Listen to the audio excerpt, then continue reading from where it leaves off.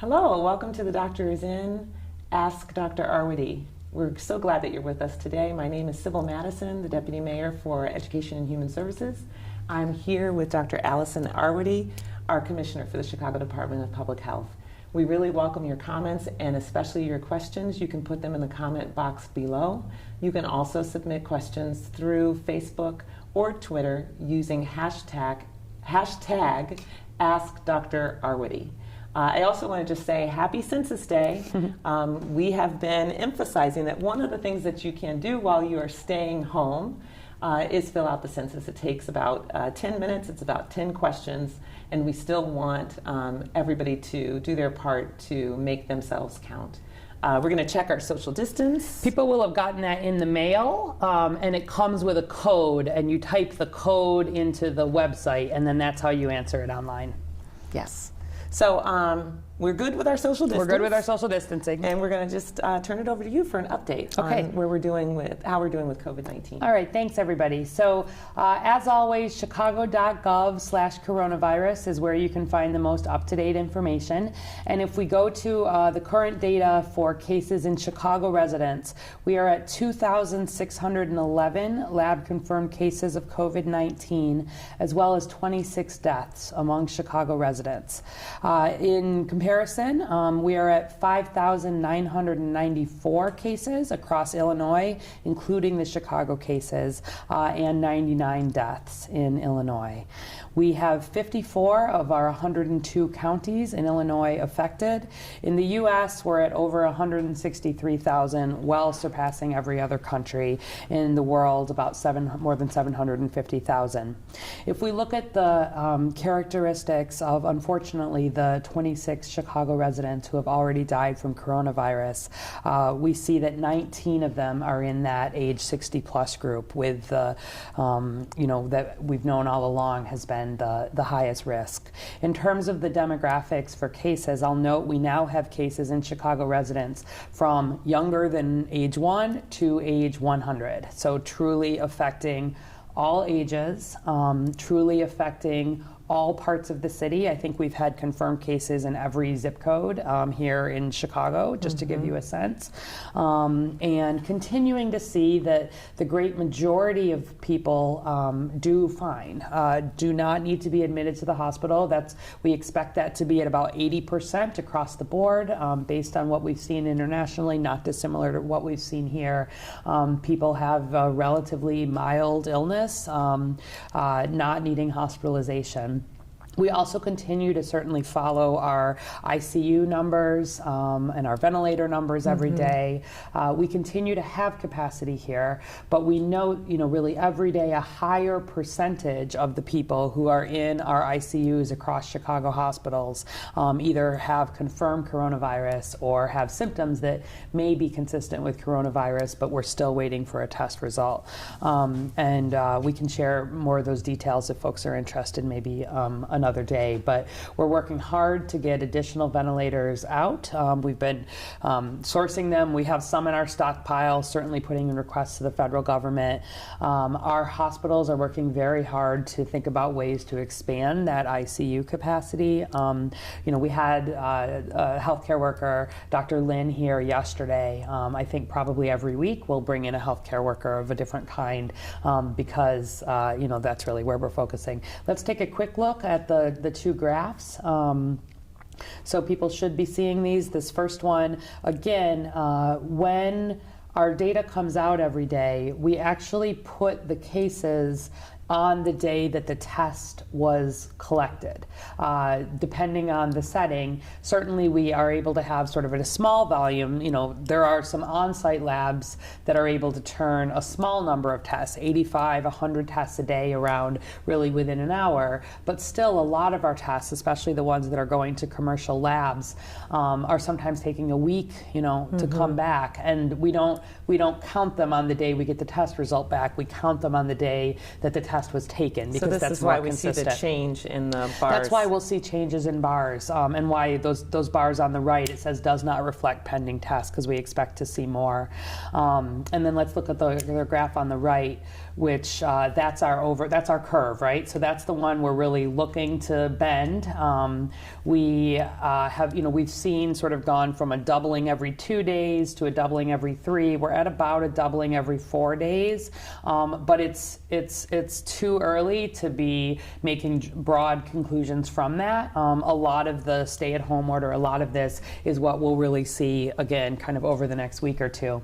On the point of testing, I did actually just want to make one comment.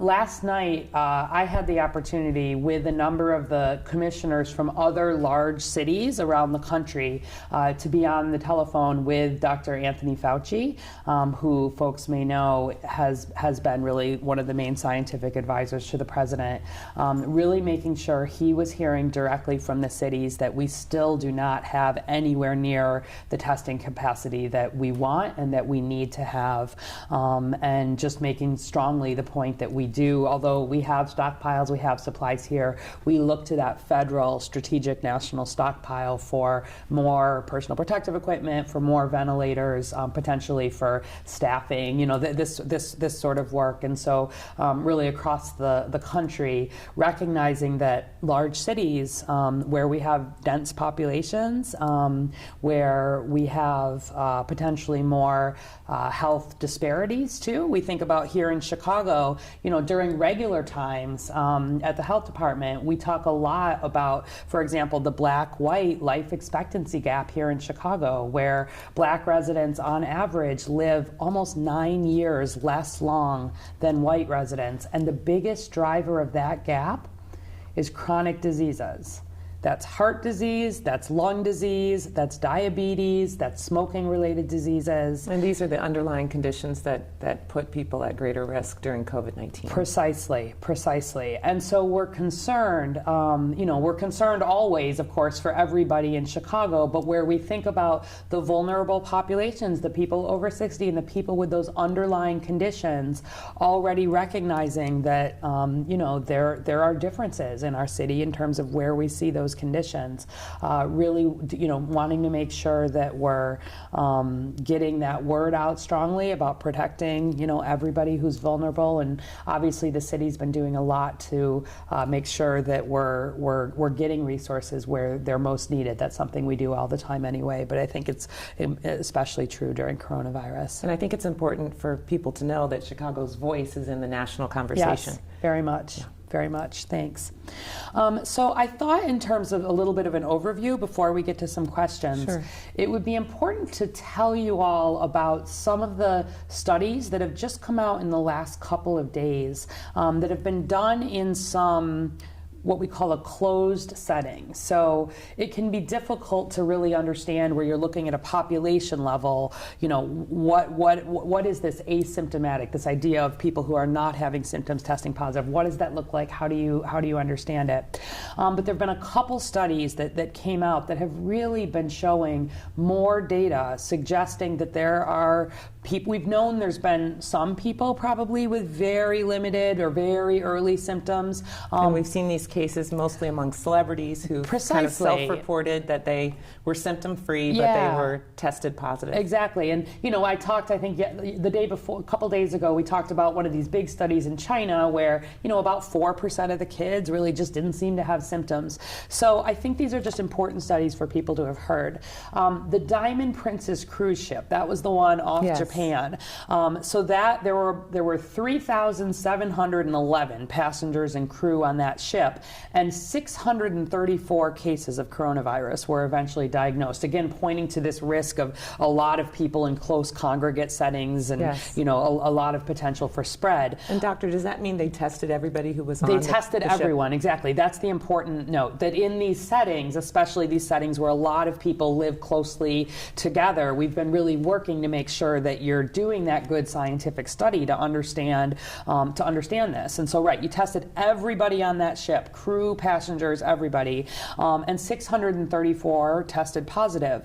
But importantly, 18% of those folks who tested positive really said, I didn't have symptoms. I felt fine. And where you think about the potential for spread among people who are feeling fine, it helps you understand why you can see some more spread. So that was one really important just in the last couple days. Number two, the CDC published on its website something called the MMWR, the study out of that long-term care facility in the Seattle area where we had our first sort of big cluster in the U.S. And in that setting, there were 76 residents of this nursing home, and 23 of them tested positive. I think there were 81, but there were 76 who were tested, and 23 of them tested positive. So again, a high rate of infection. Yes. But what was interesting, that among those 23 cases, on the first day, where they went early and tested everybody, 10 of them were having symptoms. 13 of them were saying, I'm not really having symptoms. 10 of those people did go on to have symptoms. So at the end of the day, of the 23 cases, you had 3 people that said, really, I never had symptoms at all. But you also had, 10 people who were asymptomatic but positive at the time that they were tested. And so overall, this 13% asymptomatic rate. And then I'll tell you, even locally here, where we've been doing some aggressive testing, you look at some of the long-term care facilities around the state, or you look at the work we've been doing in Cook County Jail, where there have been cases, have been on site really, first of all, certainly, of course, working to make sure anybody who tests positive or anybody who has symptoms is separate, but then have been doing testing in big units and identifying people, again, who are saying, I don't have symptoms right now. And so in this setting, the question becomes, can you spread it without symptoms? And we've talked about how it is still people, it could be these little throat clearing kind of coughs, or sort of a little sneeze that you think is a dust or allergies. It is still related to droplets coming out of people's mouths, to be clear about that. Yeah. But there's been some work in looking at viral loads, right? Like how high is the virus in people? And, as you heard me say, one of the reasons here in Chicago we pushed really early to say even a little bit sick, not just the classic fever, cough, even the beginnings of anything, we want you home, because even very early, and maybe even before symptoms, some viral loads that suggest the potential to spread. So in these studies where they're testing everybody, and then they're seeing a portion that who are saying, I don't have any symptoms. Are they looking at the viral load? Are they able to then look and see how much viral load was in those folks who were asymptomatic? Exactly. And they're seeing viral loads. They're seeing actual, an amount of virus. I mean, there's additional testing to see, is it viable? But broadly speaking, there's no reason to think that these folks absolutely could be part of spreading. And so where you think about how this has been so widespread in China,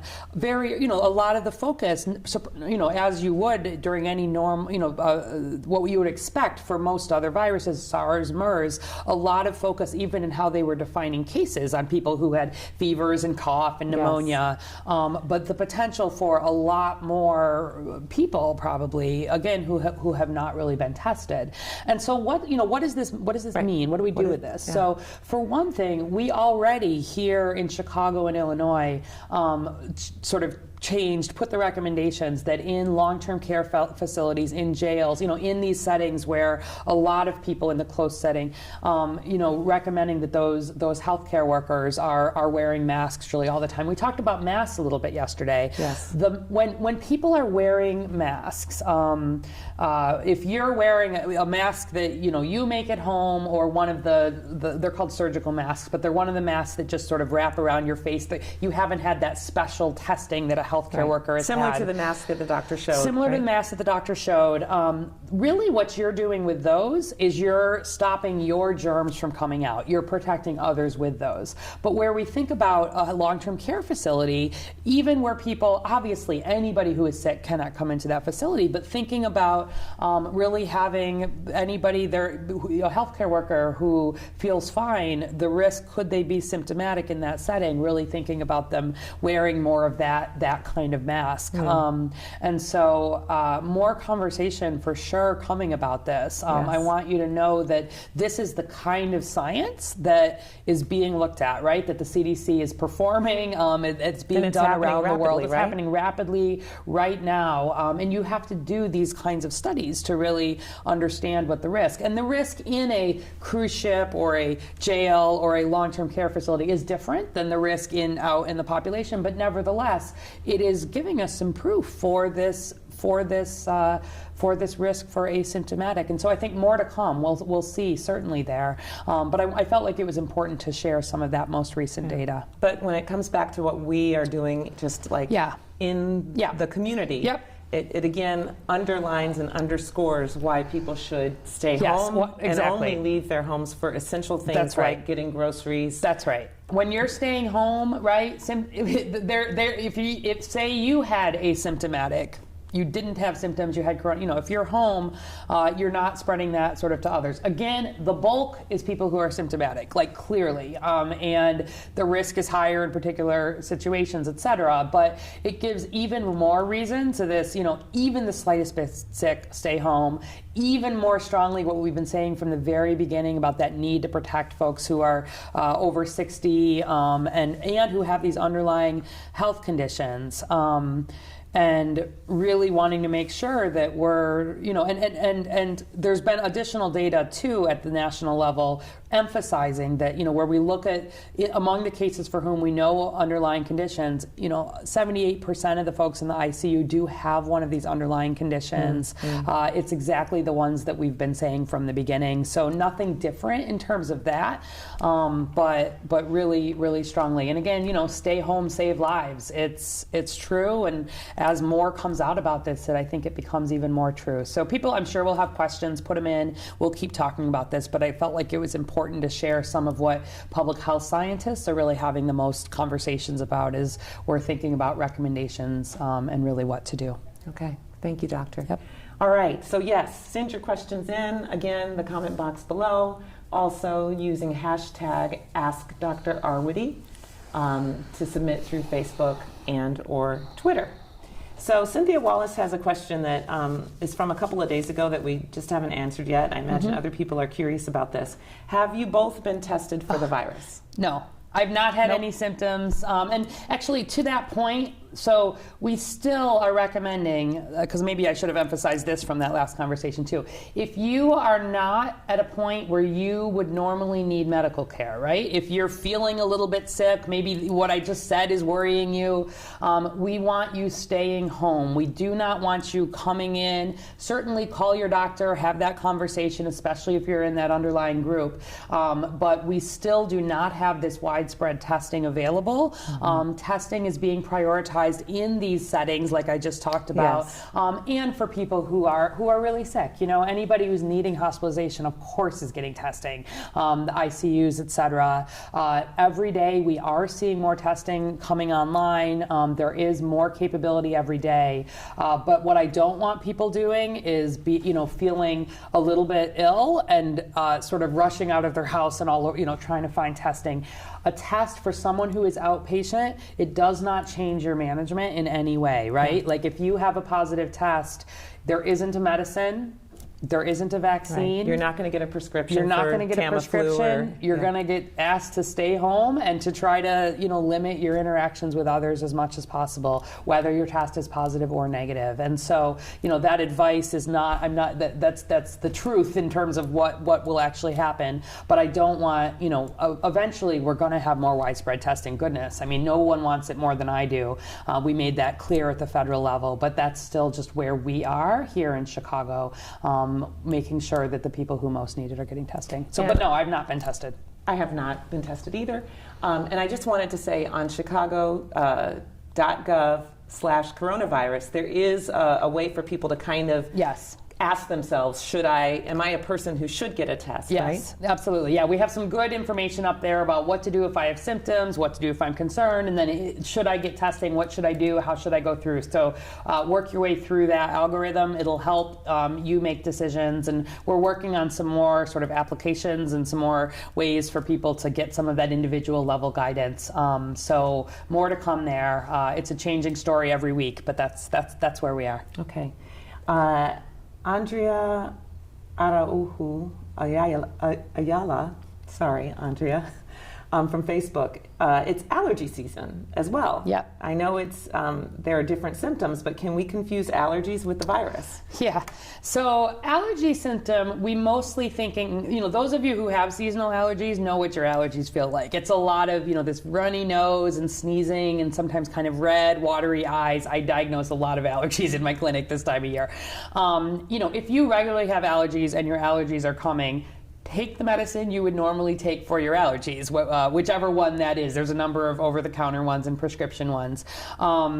The typical symptoms for coronavirus, again, more often the fever, the cough, the feeling of shortness of breath or difficulty breathing, those are the big three. But we see a whole range of other symptoms that, can go along with it, especially in the early phase. So I'd say, if you're having your regular, first of all, I want people staying home if they ever have a choice about that, okay? I think where we're thinking about essential workers or people who are going out to the grocery store, if you're having your regular seasonal allergies, you're not feeling any different, if they're under control with your regular allergy medications, I'm not particularly concerned. But if you are adding a fever, if you're really adding a new cough, anything like that, I would certainly have more concern. And mostly I want you being cautious. Like if you're starting to feel bad, even if you're like, maybe it's allergies, just stay home and then see what develops kind of over the next couple of days.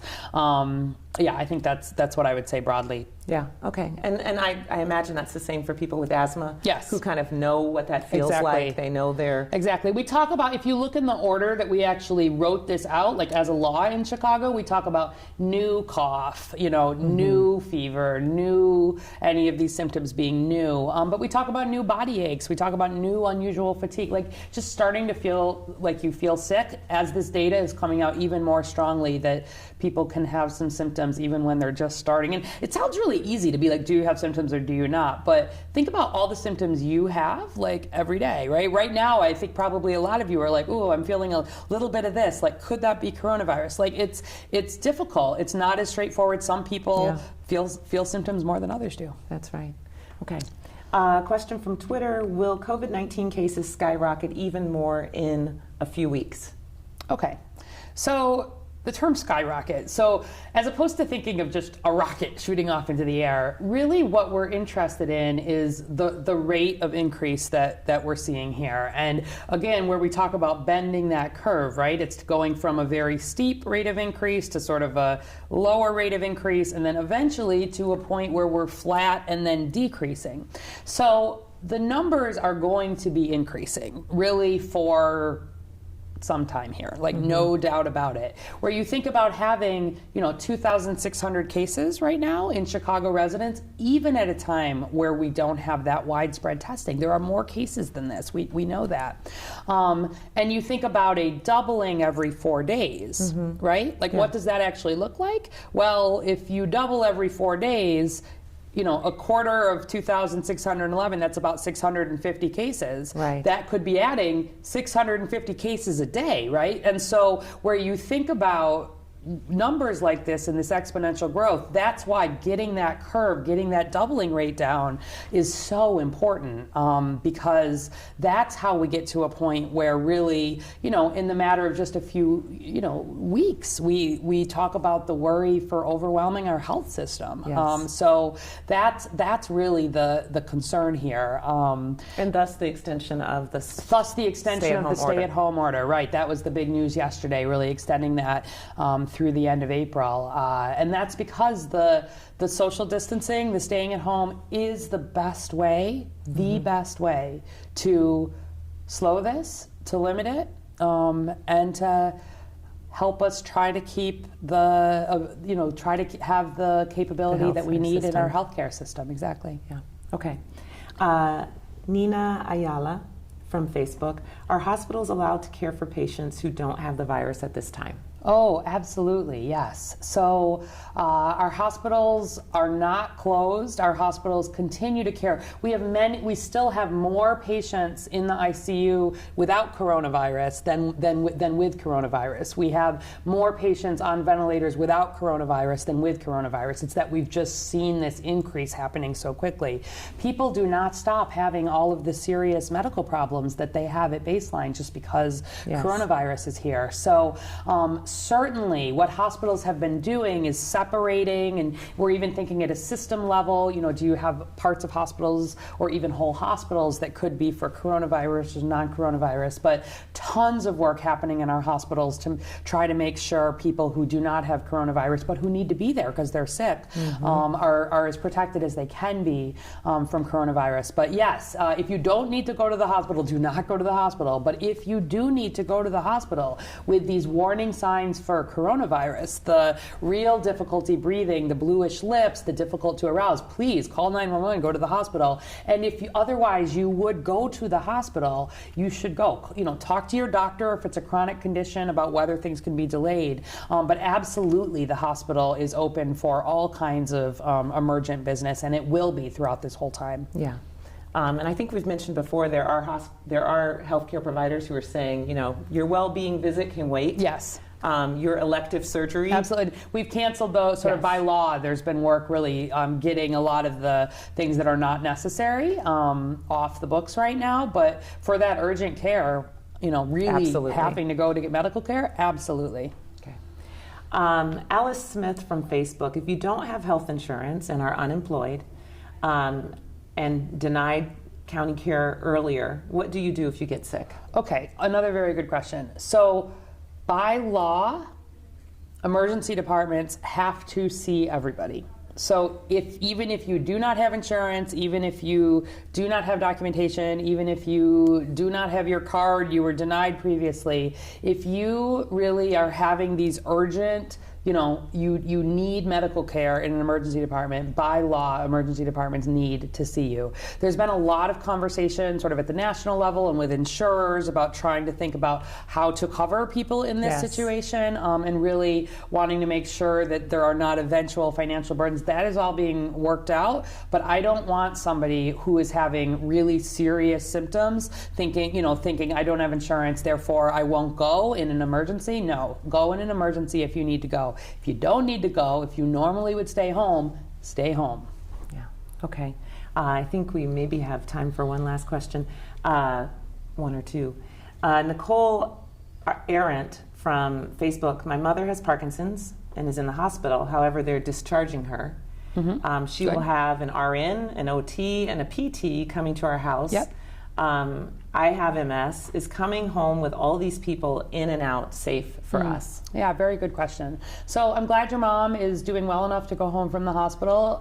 That's good for her and that's good for the hospital. Wherever we're able to discharge people safely to home, that will be what the hospitals will be aiming to do. And so if it means having some more care at home, that will be something that is good for your mom, good for the healthcare system, where we think about not needing to use a bed. She's not then in a setting where there could be more risk for infection.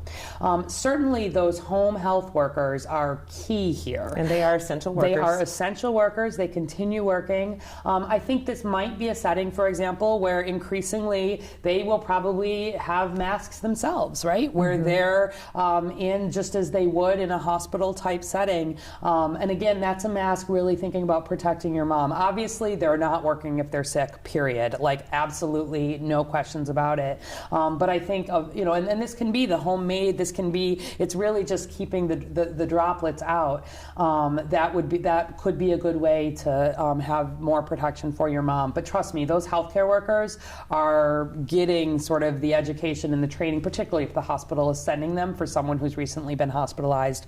Your mom would be in that vulnerable population, and we want to make sure we're doing this balance of getting her the care that she needs needs. So if they're sending her with the care that she needs that care. She should get that care. And doing it at home is safer actually than doing it in the hospital.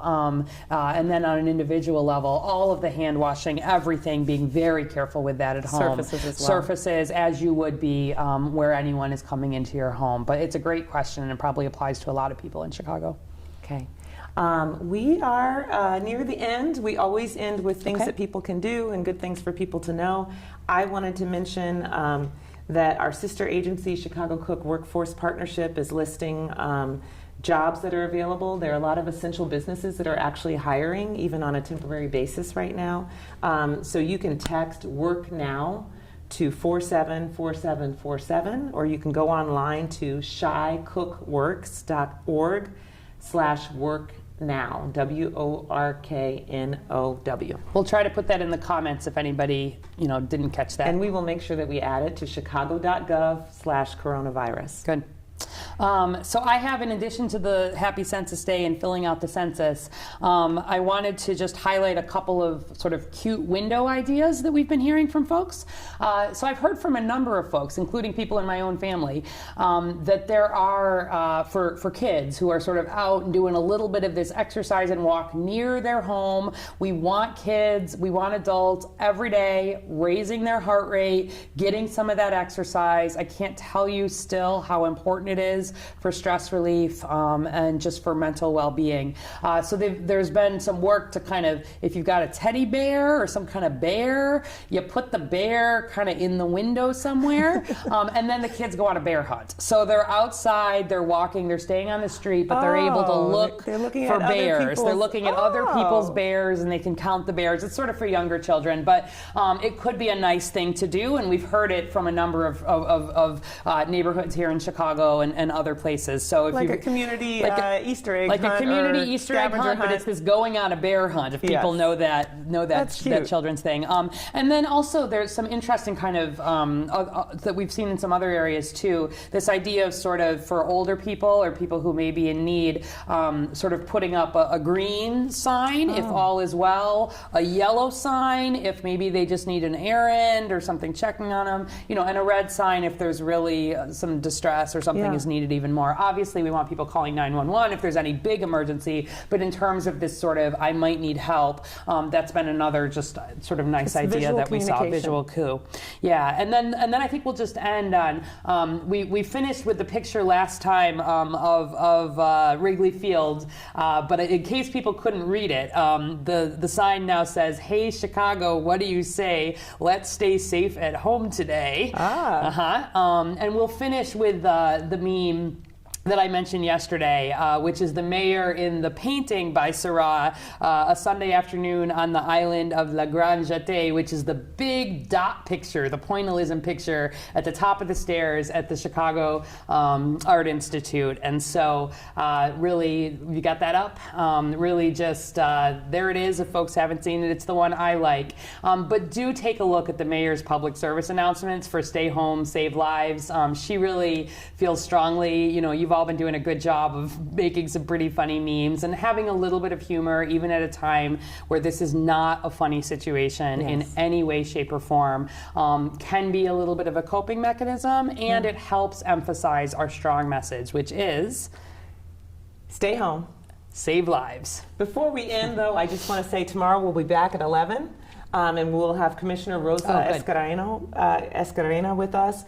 She heads our Business and Consumer Protections division, and she'll be talking about small businesses, but also the impact that we've seen on our employees across the city. So join us tomorrow at 11 with Commissioner Rosa Escarena. Great. So send in if you've got work-related, employment-related, business-related questions. She'll be able to handle some of those. We'll still do some science, but we'll mix that up a little bit tomorrow. See you then.